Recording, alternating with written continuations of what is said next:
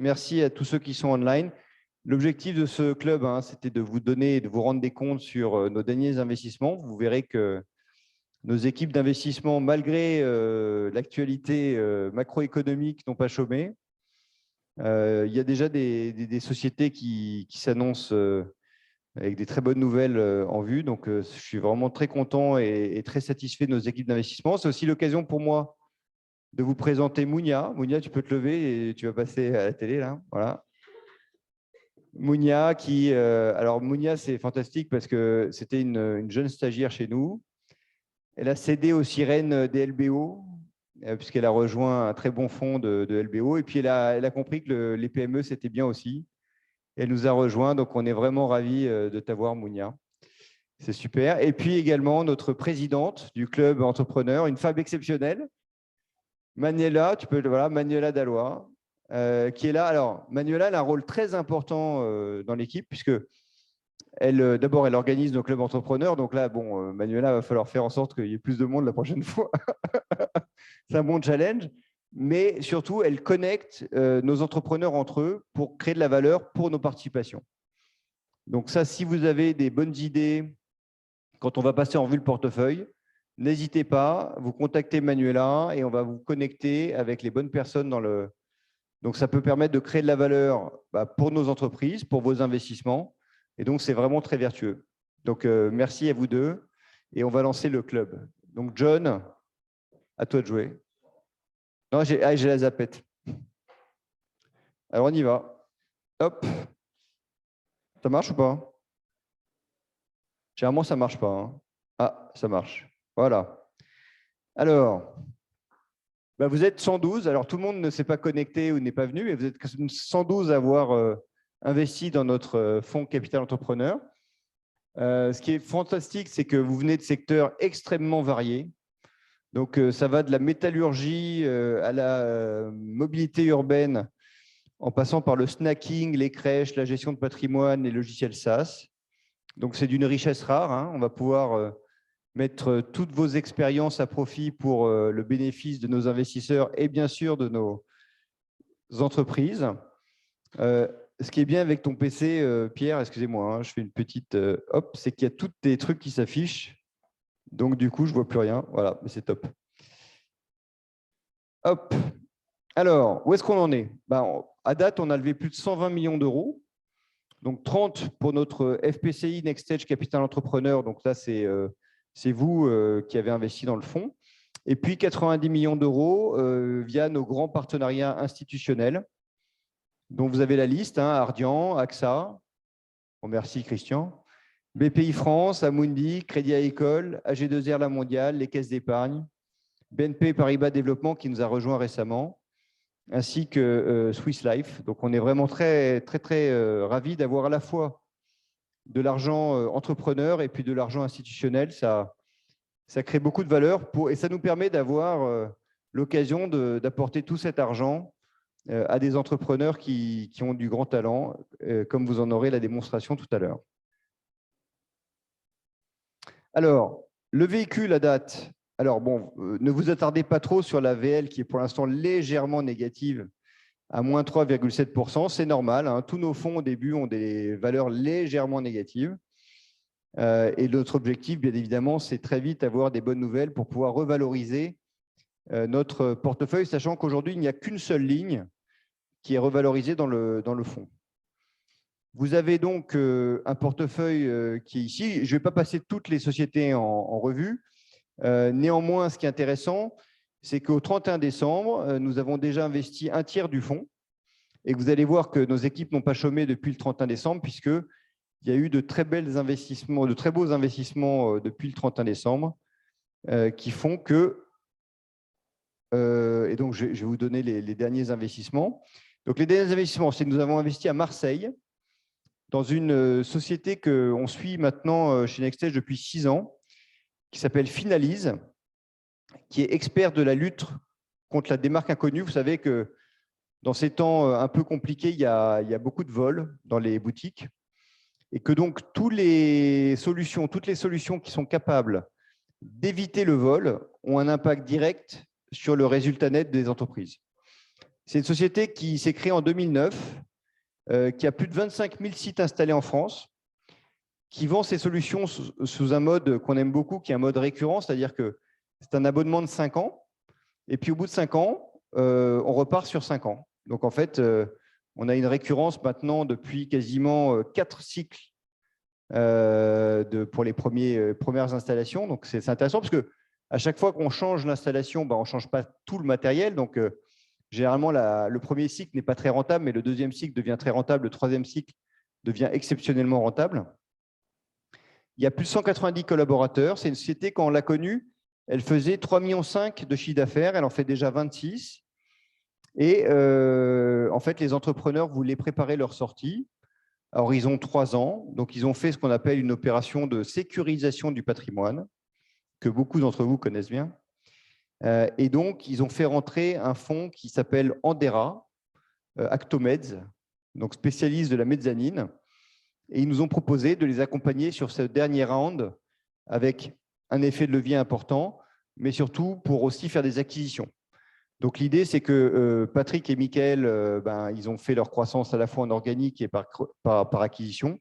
Ils avaient 2-3 acquisitions sous le coude. Et donc, on a profité de ces opérations pour pouvoir glisser le fonds Capital Entrepreneur à leur côté.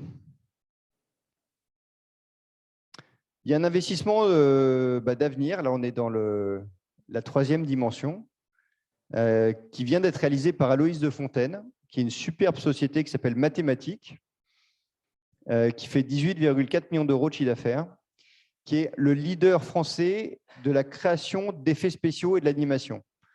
De plus en plus, dans la cinématographie, dans la publicité, dans les clips vidéo, quand vous vous appelez Metaverse, vous avez besoin de Ah ouais, c'est pas mal.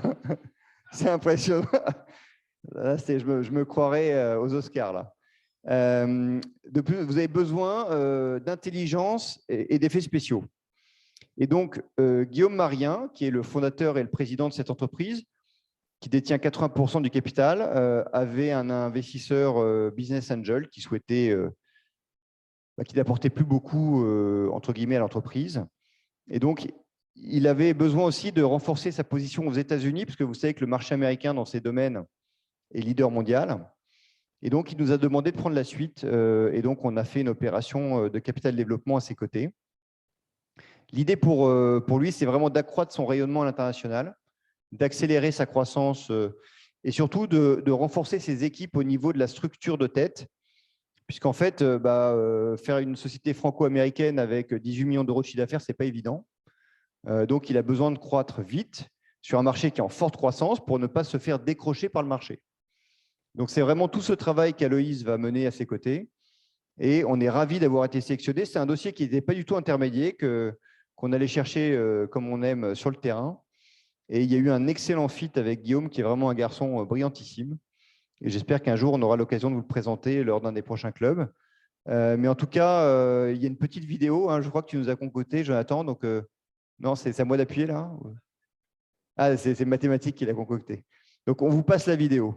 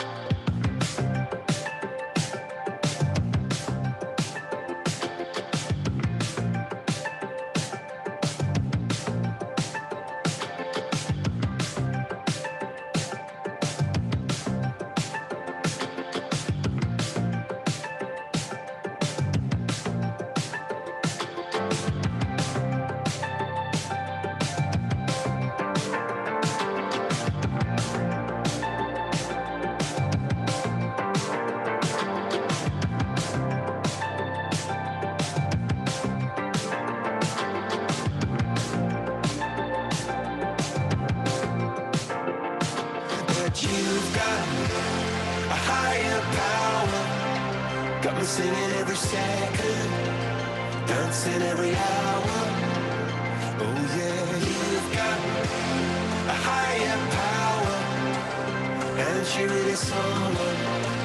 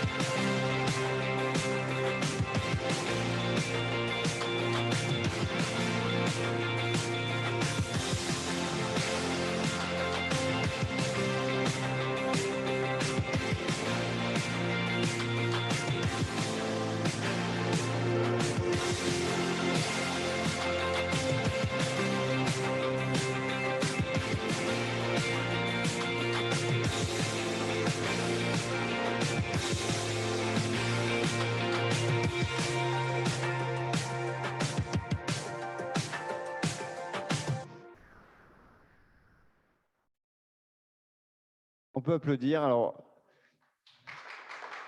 donc, pour ceux qui l'ont reconnu, c'est Coldplay, c'est ça? Voilà. Donc, en fait, ils ont fait tout le clip de Coldplay. Hein. Donc, c'est un niveau, oui, c'est hollywoodien. C'est hollywoodien. Et c'est vrai enfin, nous, on a la... En plus, on a un artiste, parce que Jonathan, il est très fort aussi sur les côtés vidéo, mais aujourd'hui, on est capable d'aller très, très, très, très loin avec l'usage intelligent de la 3 dimensions. Et donc, il y aura vraiment un avenir porteur et radieux sur cette société. Ça repart là, hop, hop, on est revenu. Alors, le dernier investissement en date, c'est un investissement que Nicolas de Saint-Étienne a réalisé sur Mondial Piscine.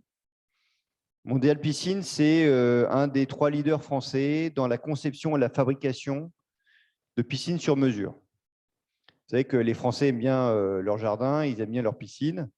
Et en fait, c'est une famille, la famille Morin, qui a inventé un procédé qui est à la fois entre Ikea et le Lego. C'est-à-dire que plutôt que de mouler une piscine en entier, en fait, on arrive à assembler des cubes, on coule le béton dans les cubes, et puis ça fait une piscine qui est 2 fois plus belle, 2 fois moins chère. C'était un investissement important parce que cette famille, donc le fondateur, M. Morin, Michel, avait plus de 70 ans. Il avait conscience qu'il était grand temps de passer la main à sa famille, mais il ne savait pas trop comment s'y prendre. Il avait aussi des problèmes de santé. Et donc, on a accompagné cette transition familiale en étant minoritaire. C'est une société qui fait plus de 50 millions d'euros de chiffre d'affaires, qui a une rentabilité à plus de 2 chiffres, qui est en forte croissance, sur lequel on est rentré dans d'excellentes conditions. Malheureusement, Michel, au cours de l'opération, a eu des problèmes graves de santé et est décédé, ce qui a d'autant plus donné du sens à notre intervention. Et donc, c'est sûr que l'équipe de Nicolas et d'Agathe a été vraiment sur le pont, mais n'a pas flanché. Donc, on est ravis d'avoir pu mener à bien cette opération. Alors, j'ai la chance d'avoir et Mounia et Jean-François. Donc, je vais d'abord passer la main à Mounia, qui va vous dire un mot sur Wolf Lingerie, qui est une très, très belle société alsacienne, leader dans la body positivity, mais elle va vous en dire beaucoup plus. Et donc, je laisse la main à Mounia. Yes, je ne sais pas si oui, on m'entend bien. Donc, c'est un investissement qu'on a closé très récemment, donc le 22 février dernier, dans Wolf. Et comme disait JD, c'est un acteur qui est alsacien, qui est spécialisé dans la conception et la distribution d'articles de lingerie. Donc, nous, on a été particulièrement convaincus par l'équipe d'entrepreneurs, et notamment Jean-François, et par le plan qui nous a été présenté. Et donc, aujourd'hui, Wolf, c'est un acteur qui est 100% fabless, qui est pionnier en matière d'intégration de l'ESG dans la supply chain. Et au travers de ses marques, et notamment de Sans Complexe, le groupe il incarne, donc, comme disait Jean-David, des valeurs de body positivity et d'inclusivité. Et aujourd'hui, on pense que la société elle est idéalement positionnée sur son marché et possède un fort potentiel de développement à la fois sur la partie digitale et à l'international, et bien sûr en poursuivant le développement des produits pour suivre les nouvelles tendances. Et je vais laisser Jean-François présenter la société, parce qu'il en saura en parler mieux que moi.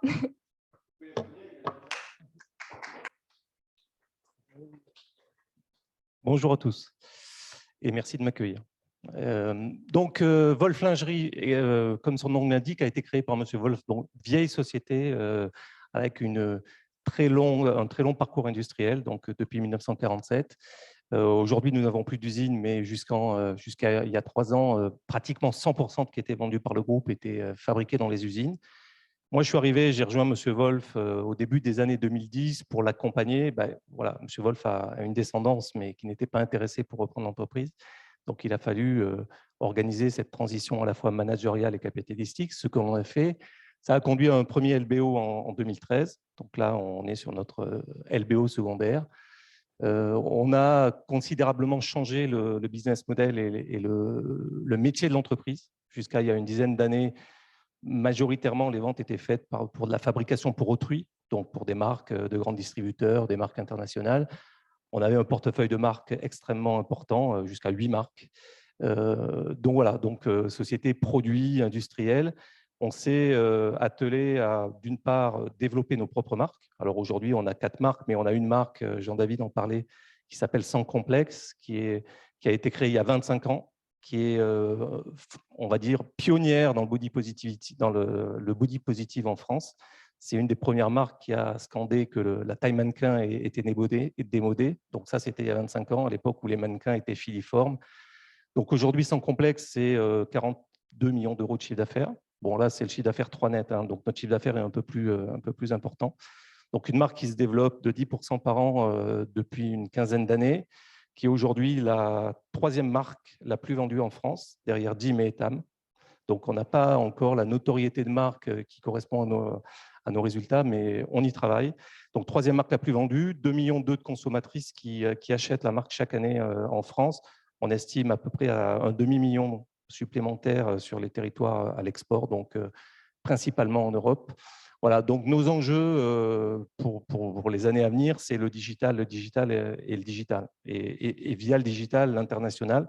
Donc aujourd'hui, Sans Complexe fait déjà partie des 10 marques les plus vendues en France. Je crois qu'on est 7 ou 8, ça change. On progresse donc sur Internet. Donc une clientèle, une base de consommatrices extrêmement fidèles. Donc on souhaite amener de plus en plus à consommer sur notre propre site Internet. Donc, c'est la principale des priorités. On travaille, bien entendu, sur toute la partie système d'information, la partie logistique qui est extrêmement importante dans ces métiers. Voilà, donc, et bien entendu, on travaille dans le textile. Les enjeux ESG ou dans le textile sont extrêmement importants. Donc, nous, on a 3 piliers sur lesquels on est aussi pionniers. Premièrement, c'est le suivi, le sourcing responsable. Donc, on n'est plus industriel, mais aujourd'hui, on travaille avec une douzaine d'usines, de partenaires fabricants qui sont tous avec des hauts niveaux de qualification en termes de social et environnemental, donc des audits ou des labels. Le deuxième point, c'est le meilleur pour toutes les femmes. Donc, on travaille encore une fois sur tous nos produits sont au Cotex. On travaille de plus en plus sur des produits bio, des produits recyclés. C'est la grande tendance dans le textile. Donc, on a déjà pris un peu d'avance là-dessus. Et le troisième sujet, bien entendu, c'est l'engagement sociétal à la mesure de notre entreprise, de la taille de notre entreprise, mais donc avec la proximité, on est partenaire et on est aux côtés des femmes qui souffrent d'un cancer du sein. On fait des produits dédiés aussi pour des soutiens-gorge post-opératoires. Et le troisième point, c'est qu'on est extrêmement responsable sur la gestion de nos excédents. On fait des dons de produits plutôt que de détruire. Bon, voilà. Donc, l'avenir du textile passe aussi par la responsabilité et avant tout par la responsabilité et qui est bien portée par la marque Sans Complexe, qui est vraiment pionnier en inclusivité depuis 25 ans maintenant. Voilà. Si vous avez des questions, je suis à votre disposition. Merci. On prendra les questions à la fin. Hein. Voilà. Merci en tout cas d'avoir fait le déplacement, Jean-François, c'est hyper sympa. Hop. Ça marche plus? Ça marche. Alors, les actualités sur 3 de nos participations. Donc, WeSmile, vous savez que c'était notre premier investissement dans le véhicule, continue sa forte croissance. Elle offre, alors pour ceux qui n'ont pas encore mis en place WeSmile dans leur entreprise, il n'est pas trop tard. Hein. Nous, on l'a mis en place chez Nextech, je peux vous dire que c'est carton plein. À part les vieux comme moi qui ne l'utilisent pas encore, je peux vous dire que tous les employés et les collaborateurs de Nextech sont ravis de la solution. Et donc, ils viennent de lancer également une offre en titre repas. Donc, vous savez que WeSmile, hein, c'est pour toutes les PME qui n'ont pas de CE, un CE digitalisé. Donc, vous avez plusieurs offres. D'abord, il y a une cagnotte que les entrepreneurs, salut Renaud, abondent. Renaud, toi, tu as mis en place WeSmile? Bon, bah, ça va venir. Une cagnotte que les dirigeants abondent pour le compte de leurs employés chaque année, ça peut être jusqu'à 1 500 € net d'impôts. Donc, plutôt que de filer un bonus, vous pouvez offrir à vos employés 1 500 € net d'impôts, ce qui est quand même un beau cadeau. Et en plus, vous avez accès, par exemple, il y a des bons Ikea à moins 7%. Donc, vous avez vraiment des très bons produits. Et maintenant, vous avez également une offre en titre repas WeSmile. Donc, n'hésitez pas, il n'est pas trop tard. Innova, qui est notre pépite lyonnaise dans le domaine de la santé intelligente, vient de faire 2 très belles acquisitions. Une qui s'appelle InPart et l'autre qui s'appelle labiotech.eu. Labiotech.eu, c'est un média indépendant dans le domaine de l'édition médicale. Donc, c'est une très belle société qui vient bien compléter notre offre. Et InPart, c'est une plateforme de recherche et de découverte qui permet aux grands clients d'Innova, je rappelle que les grands clients d'Innova, c'est les grands de la pharma, hein, ils ont plus de 75% des laboratoires mondiaux de pharmacie qui sont clients et abonnés, permet d'avoir accès aux meilleures pratiques en matière de technologie de mise en relation. Voilà. Et puis, vous avez EasyMile, qui est une très belle société à Toulouse, qui était la première société en Europe. Je rappelle qu'EasyMile, c'était les premiers à se lancer sur les véhicules de conduite autonome pour les entreprises. Et donc, ce sont les premiers à avoir reçu l'autorisation de circulation en Europe, pour ceux qui sont toulousains, à l'Oncopole de Toulouse, vous pouvez avoir un accès entre le parking et l'Oncopole via une navette EasyMile, EasyTen. Alors, comment accompagnons-nous les entreprises de notre portefeuille? Je pense qu'on a la chance d'avoir nos amis d'OFA qui sont dans la salle. On a la chance d'avoir Jean-François, mais Jean-François, il ne nous connaît que depuis… ça fait 6 mois qu'on discute, mais on n'a pas encore eu beaucoup de boards pour apporter de la valeur. Typiquement, on aime bien pousser à l'innovation. Hein. Renaud, tu sais que c'est un de nos vecteurs de croissance, hein, l'innovation. Donc, on adore challenger nos entrepreneurs sur l'innovation. Les croissances externes quand c'est possible. Après, la question, c'est est-ce que tu es l'acquéreur ou l'acquis, mais ça, c'est un autre débat. Bien évidemment, l'internationalisation. Hein. Chez vous, ça a été l'Allemagne, mais j'espère que chez nous, ça sera l'Allemagne, toute la zone Suisse et peut-être un peu plus si on arrive à bien développer l'Internet, le digital et si, pourquoi pas un jour rêver des États-Unis, mais bon, on est un peu tôt encore. Renforcer les équipes, je pense que c'est essentiel. Ce n'est pas facile pour un patron de PME de recruter des talents, de faire venir des talents. C'est un peu plus facile quand on arrive à mettre des bons management packages et c'est encore plus facile quand il y a un fonds d'investissement qui est là pour aussi apporter de la liquidité et aussi un projet de croissance englobant pour l'ensemble des équipes. Et puis, les modèles économiques, ça, on adore plancher sur les modèles économiques. On a plein de gens très intelligents et d'entrepreneurs très intelligents qu'on accompagne maintenant depuis 20 ans. Et il y a toujours moyen d'améliorer un peu son modèle économique. Encore faut-il prendre le temps d'y réfléchir. Encore faut-il aussi se mettre un objectif good to great qu'on essaye de mettre en place dans la plupart de nos participations. Mais ça, c'est des choses où on est là. Et d'ailleurs, à ce propos, c'est pour ça que Manuela sera ravie d'avoir vos appels, c'est que si vous avez des idées pour certaines des entreprises du portefeuille, ne les gardez pas pour vous, ça ne sert à rien. Partagez-les. On est là pour les recevoir et pour après essayer de les faire fructifier. Alors, il y a un énorme travail qui a été fait par nos équipes marketing. Merci John, merci à tes équipes pour aussi vous simplifier la vie, puisqu'on sait que l'administration et les entrepreneurs, c'est souvent c'est un peu l'eau et l'huile, hein, ça ne marche pas vraiment ensemble, ça a du mal à, ça a du mal à fonctionner ensemble. Donc, vous avez des rapports de gestion, vous avez des attestations fiscales, vous avez un extranet, vous avez un site et un espace dédié, vous avez des vidéos, vous avez tout pour être heureux. Donc, si vous avez des suggestions, n'hésitez pas à contacter John, on sera ravis de les prendre en compte. Alors, le club entrepreneur investisseur. Alors, vous m'avez sucré des slides, John. Tu m'as sucré des slides. On est à combien de pourcents investis sur le fonds Elle n'était plus celle-là. Hein. Allez, remets-la. Je suis allé un peu vite, excusez-moi. C'est moi qui ne l'ai pas vu. Ah oui, oui, en fait, c'est ça. C'est parce qu'en fait, il y a les vidéos et donc je ne vois pas. Hop. Donc là, vous regardez à droite. Donc, ce qui est intéressant dans le déploiement du fonds, donc on a commencé gentiment et puis on s'est mis vraiment en fait, en action avec aussi la levée progressive de notre fonds Championne 3. Et comme vous pouvez le voir, aujourd'hui, on a plus de 13 millions déployés, donc on est à 40%, à plus de 40% du véhicule déjà déployé, sachant qu'on a déjà 2 investissements qui ont été faits depuis le 18 mars, qui ne sont pas dans ces chiffres. Donc, je ne peux pas donner le nom, on va le garder pour le prochain club, et qui vont apporter 4 millions de plus. Donc, on est en fait déjà techniquement à 17 millions d'euros sur 30 millions de départ. Donc, en fait, on a quasiment investi 60% du véhicule. Si on continue sur ce rythme, et il n'y a pas de raison qu'on relâche l'activité, parce qu'on a quand même des beaux projets en cours, il n'est pas improbable que d'ici la fin de l'année, le fonds soit quasiment investi. Ce qui est plutôt bon signe. Alors, il ne faut pas non plus se presser de faire n'importe quoi. Je rappelle que ce fonds co-investit avec nos véhicules institutionnels, donc je peux vous dire que nos institutionnels nous mettent aussi une grande pression dans la rigueur et la sélection de nos investissements. Mais ce que ça veut dire, c'est que grâce à vous, grâce à tout le travail de nos équipes sur le terrain, on a des très beaux dossiers qui sont très encourageants. Et j'espère que d'ici la fin de l'année, vous aurez des bonnes nouvelles, non seulement sur la partie investissement, mais également sur la partie, pourquoi pas, cession. Voilà.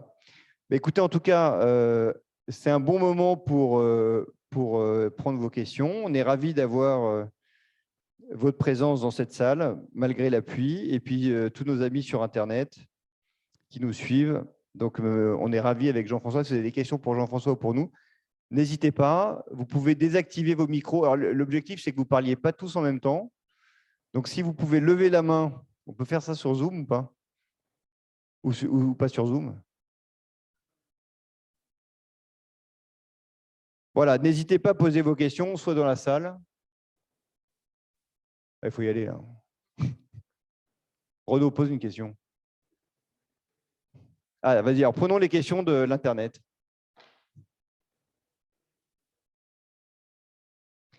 Donc, la question est, quel est l'objectif de performance du véhicule avec ces beaux investissements?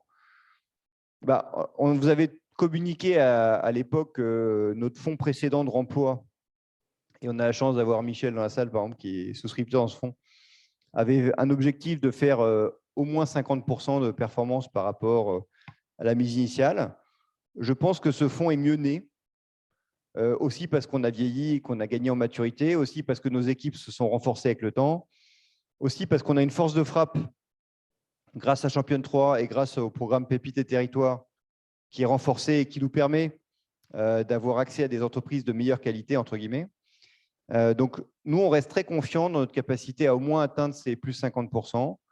Et pourquoi pas mieux si on fait bien notre travail. Voilà. Ça répond à la question? Parfait. Est-ce que vous aurez un fonds successeur? Alors, vous savez que les entrepreneurs qui vendent leur entreprise, c'est en fait récurrent. Il y en a tous les ans. Notre fonds, le premier fonds Capital Entrepreneur, est totalement fermé à la commercialisation. On a eu des demandes de nos plus grands partenaires. Donc, nous avons pris la décision d'en ouvrir un second qui viendra également co-investir avec nos fonds institutionnels et avec le fonds Capital Entrepreneur 1. On devrait avoir le fonds déposé à l'AMF d'ici la fin du mois d'avril et donc je pense qu'il sera disponible à partir du mois de mai.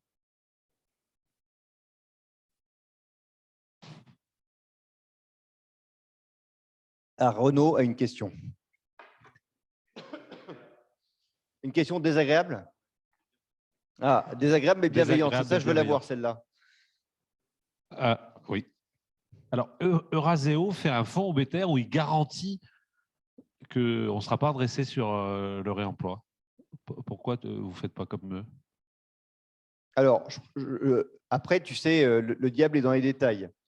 Et donc, si tu fais référence au fonds dit d'Invest… Je ne sais pas, je n'ai pas encore eu la presse, mais il m'a dit que le risque n'était pas chez nous. On a très bien analysé leur règlement et c'est un très bon fonds, ils sont de valeureux confrères. Mais il faut que tu lises précisément le règlement parce que ce n'est pas ce qui est écrit. Et on pourra échanger, si tu veux, sur la petite phrase. Donc, effectivement, la phrase est mieux rédigée que la nôtre, puisque nous avons dans notre règlement un best effort. Donc, effectivement, ce n'est pas une garantie. Dans le règlement, il y a une phrase qui ne fait pas référence à ce best effort, mais ce n'est pas une garantie non plus. Ah, mais c'est vrai que c'est un peu plus engageant, mais ça reste pas une garantie. Donc, on peut en reparler. Le diable est dans les détails, Renaud, hein.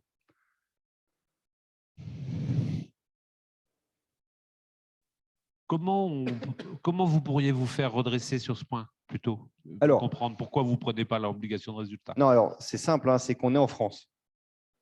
Et donc, en France, il y a une des problématiques qui est commune à toutes nos sociétés de gestion, c'est que, comme vous le savez, pour faire ce type d'opération, pour qu'elle soit éligible dans le cadre du 150 OBTR, il y a deux types d'opérations qui sont autorisées. Vous avez soit les opérations en capital développement, donc augmentation de capital.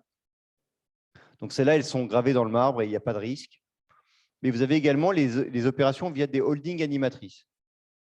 Et donc, une holding animatrice, c'est quoi? Tout simplement, quand vous faites un LBO, vous créez une holding, vous mettez l'équipe dans la holding, vous avez des critères, vous animez cette holding. Et donc, si effectivement elle est animatrice, il n'y a aucun problème, c'est éligible. Le problème qu'on a, c'est qu'il n'y a aucun avocat à Paris qui est capable de vous faire un écrit comme quoi votre holding est bien animatrice. Donc, il y a un aléa.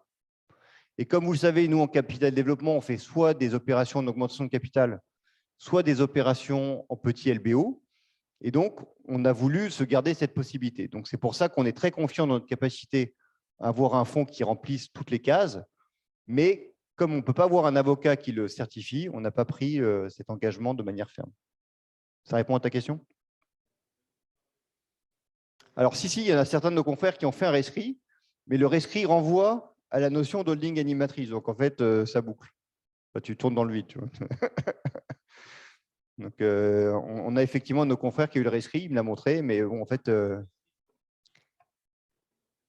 nous, ce qu'on a voulu faire, là, ça devient compliqué. C'est-à-dire que là, tu es sûr de ne pas faire un deal dans ta vie. C'est-à-dire que si tu attends que l'administration fiscale ait écrit son rescrit avant de faire le deal, tu peux changer de métier. Là, ça ne marche pas.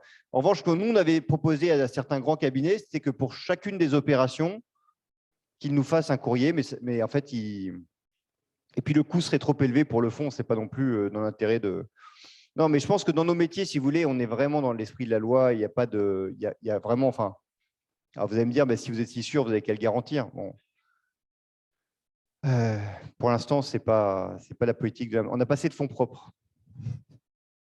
Merci d'explication, voilà. C'est clair. Est-ce qu'il y a d'autres questions?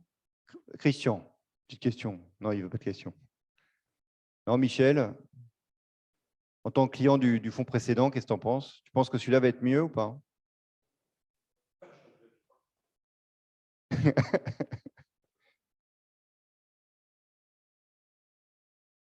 Ah, une question de Christian Siganer. Est-ce que l'accord avec AXA crée une dynamique sur les dossiers qui arrivent?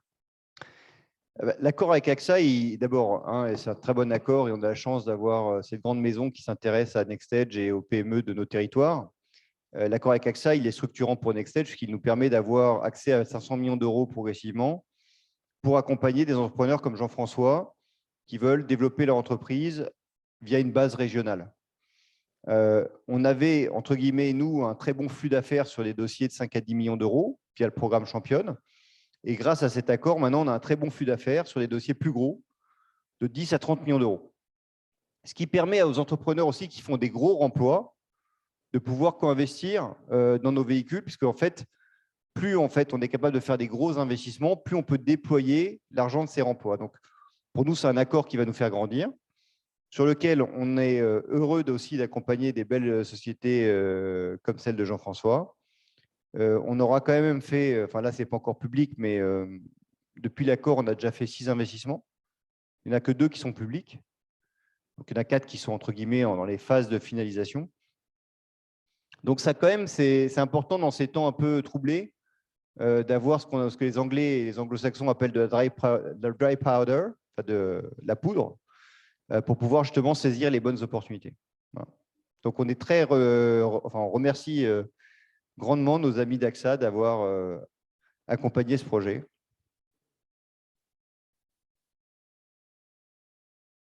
Oui, Renaud, une question? C'est une question encore désobligeante ou? Là, c'est pas désobligeant. Non, j'aurais dû, peut-être, je devrais savoir, mais les bonnes affaires qu'on peut vous apporter, c'est quoi les limites basses, par exemple, en termes de En termes de montant, taille de d'investissement? valo de boîte et de taille d'investissement? Alors, pour notre fonds Pépite et Territoire, le ticket minimum, c'est 10 millions d'euros. Et le ticket moyen, pour l'instant constaté, c'est plutôt entre 15 et 20. Pour le programme Championne, les tickets d'investissement sont entre 5 et 10.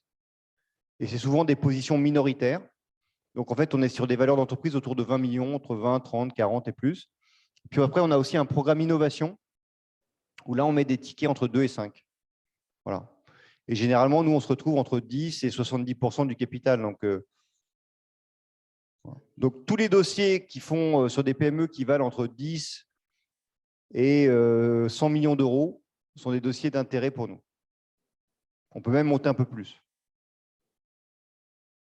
Le fonds Capital Entrepreneur, comme tu l'as compris, il co-investit avec notre programme Pépite et Territoire, notre programme Championne. Et donc, en fait, il va être suiveur de ces opérations. OK ? Une question Internet. Ah. Quelle est l'évolution de la pression concurrentielle pour les nouveaux deals? C'est une excellente question.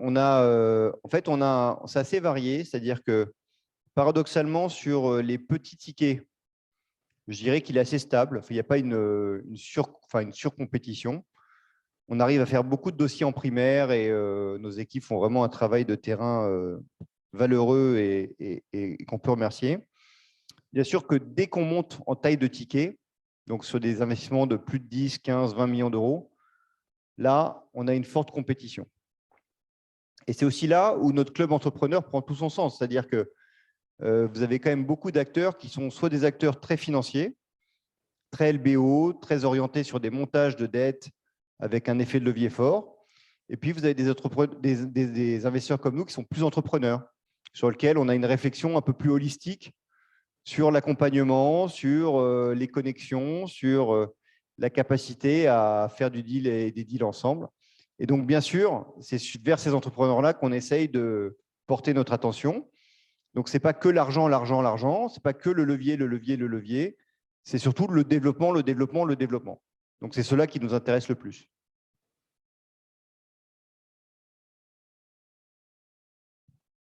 Pas d'autres questions? En tout cas, merci à vous tous et toutes de nous avoir rejoints. Pour les internets, n'hésitez pas à venir quand même quand vous pouvez à nos clubs, c'est important. Et puis, on aura beaucoup de joie à vous retrouver à nos prochains événements. Donc, merci à toute l'équipe. Merci Jean-François d'avoir fait le déplacement. Merci Mounia. Merci Manuela. Merci John. Et à très vite pour le cocktail.